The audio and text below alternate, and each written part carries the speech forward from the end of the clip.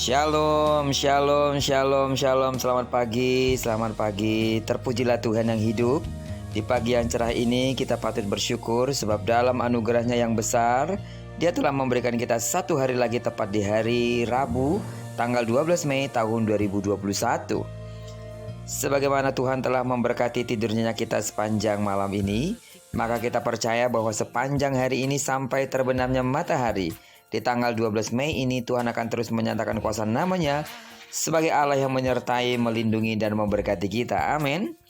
Baiklah, saat ini sebelum kita lebih jauh melakukan aktivitas hari ini, mari kita sama-sama kembali meneduhkan hati kita untuk merenungkan firman Tuhan yang akan menjadi pedoman dan pelita hidup kita dalam menjalani hari-hari kita secara khusus hari ini. Perenungan kita akan tetap kita ambil dari pembacaan 27 hari bersama kitab Imamat. Dan hari ini kita telah masuk di hari yang ke-11. Itu artinya kita akan membaca kitab Imamat pasalnya yang ke-11, ayat yang pertama sampai dengan ayat yang ke-47. Saya percaya saudara akan dan mungkin telah membaca keseluruhan pasal ini.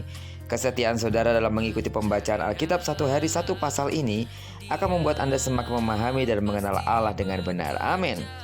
Baiklah, sebagai pengantar renungan kita hari ini, saya akan coba bacakan untuk kita ayatnya yang ke-44 sampai dengan ayat yang ke-45.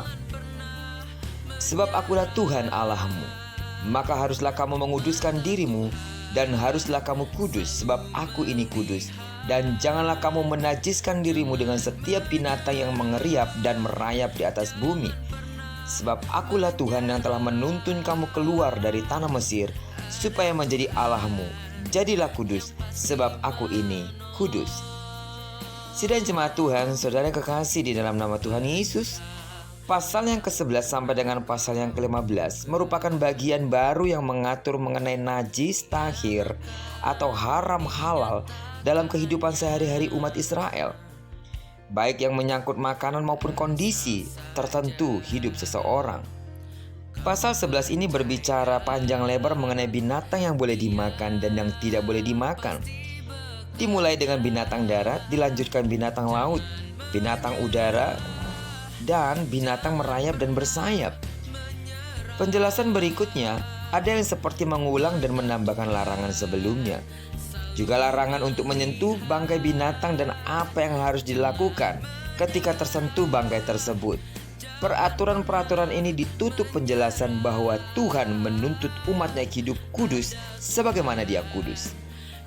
Saudara, tidak ada penjelasan rasional mengapa binatang tertentu haram dan yang lainnya halal. Ada penafsir yang mengatakan bahwa sebagian binatang yang dinyatakan haram itu digunakan sebagai persembahan kurban dalam ibadah-ibadah non-Israel yang jelas-jelas menyembah berhala. Ada pula yang berpendapat bahwa larangan itu menyangkut masalah higienis. Beberapa binatang tertentu yang disebut haram telah diketahui merupakan binatang yang dapat mengganggu kesehatan manusia jika manusia itu memakannya. Kita tidak bisa memastikan apakah alasan itu yang menjadi dasar larangan di pasal 11 ini. Yang jelas, ini adalah perintah Allah bagi umat Israel. Mungkin orang Israel mengerti larangan itu dalam konteks sosial masyarakat pada masa itu. Yang paling penting buat kita ialah percaya bahwa Allah punya alasan yang tepat untuk larangan tersebut dan selalu ada dalam kemahatauan dan kebijakannya yang luar biasa. Percaya dan taat kepada perintah Allah merupakan sikap tunduk kepada kedaulatannya. Israel perlu menjaga kehidupan mereka sehari-hari, mulai dari makanan, kebersihan tubuh, dan seterusnya, agar mereka layak menghampiri kemah suci yang merupakan kehadiran Allah yang kudus di tengah-tengah umatnya.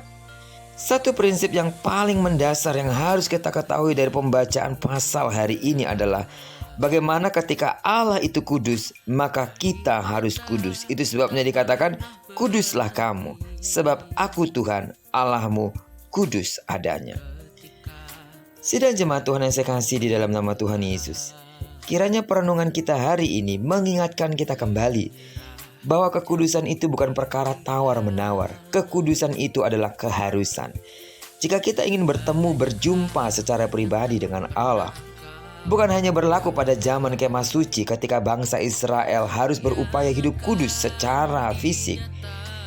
Secara rohani pada saat ini, kita harus berupaya bagaimana kita hidup berkenan di hadapan Allah, dengan taat pada peraturan Allah dan melakukan apa yang dikehendaki, serta percaya kepada kuasa darah Kristus yang telah menguduskan dan menyucikan kita.